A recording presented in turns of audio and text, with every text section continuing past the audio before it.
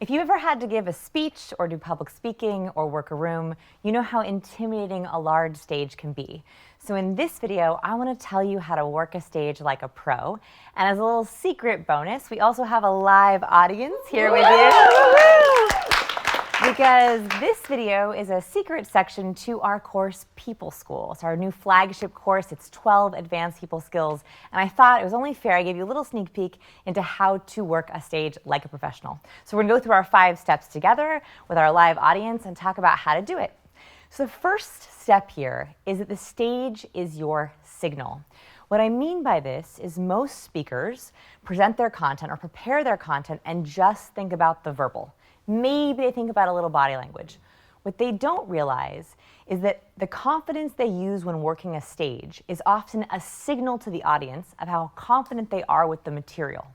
So for example, if someone enters the podium and they're locked to the podium with their notes, the subconscious signal there is that's the only way they can think. But if someone comes on stage without any notes and they work the entire space, the signal there is, wow, they know their content so well, they can actually work the entire space.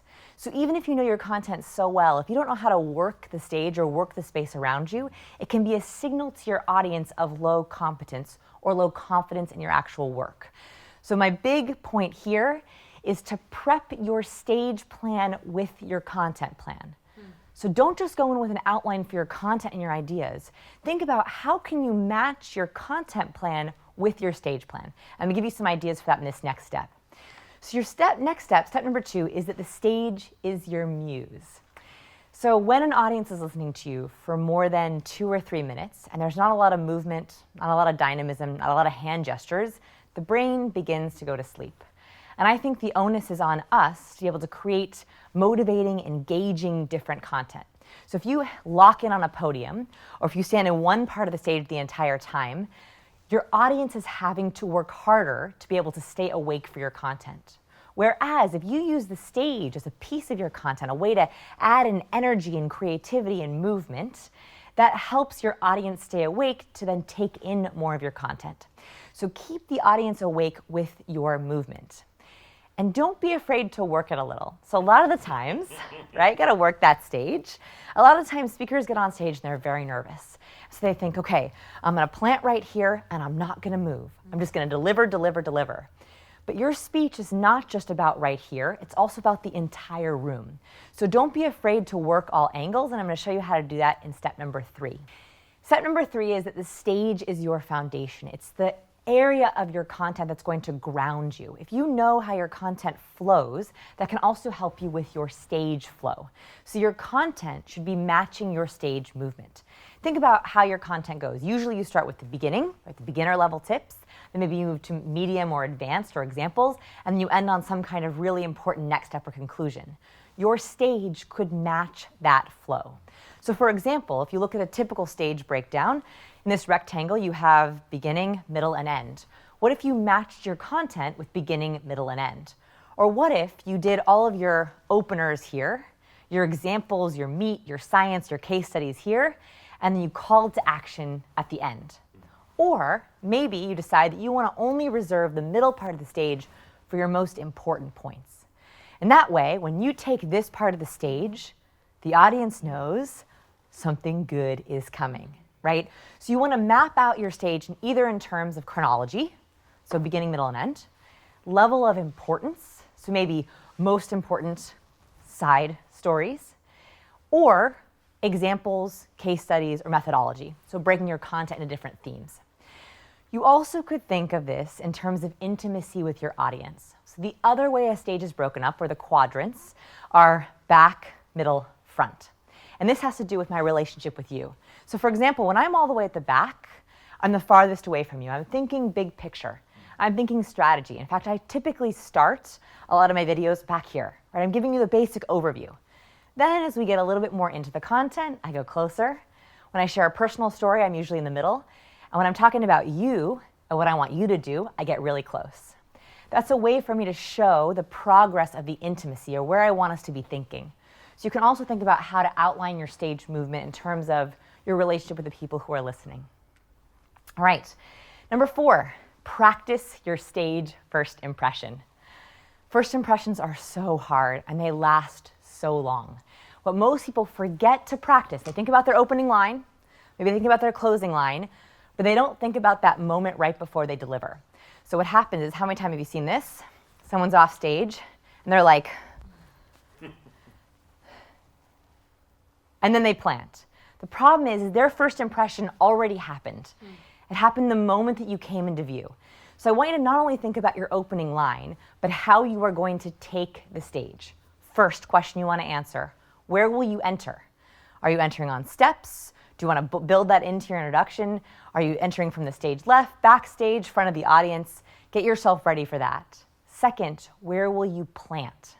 So the other thing that happens with speakers is they'll take the stage and then they don't know exactly where to stand. So they kind of have this moment where they're trying to find their place on the stage and they're pivoting the entire time. They're either walking back and forth or they're waffling. I want you to actually find a place to plant and have a plan for it. The reason for this is because it makes your walk more purposeful. The reason why TED Talks can sometimes work so well is they tell you exactly where they want you to plant, right? They give you that little red carpet and that's all you got. What's nice about this is when you're off stage, you know exactly where you're going, and so you walk right towards it and you plant there. I want you to make up your own TED carpet. Wherever you want to plant, that's where you're going, you're making eye contact with it, and then you're planting both feet. That gives a kind of purpose and confidence, that first impression, which you really want. So here, I think, are your 3 options for planting, my favorites. So you have 3 choices when you plant. Typically, you want to be in the front quadrant of the stage, especially if they haven't met you before. This is because you're trying to show a kind of intimacy, right? So you want to meet them for the first time, especially if you're coming from off stage. I like the front in either quadrant. They all mean something a little different. So front and center is I am here, I'm ready to talk to you. From the side, especially if you have slides behind you, you might want to actually give space to those slides. You have a highly technical presentation, you're introducing a movie or a video or a visual, you might actually want to let that take center stage. So you want to plant based on the goal for your entire presentation. Step number 5, work with what you got. So sometimes you're going to get into a stage or get to a presentation and you're not going to like the shape of the stage, it's going to be a weird shape, or maybe they're going to give you a podium and say, you can't leave this podium. Or maybe, lucky you got a TED or TEDx talk and they tell you, you got this red circle, that's all you can do. Or maybe you have odd shapes, so there's things and tables on the stage. What you want to do is make sure that you're prepared for anything to happen. All these laws still apply. For example, on my TEDx talk, I was given that red carpet, right? And I was so nervous because I'm a stage mover, right? I use the stage a lot.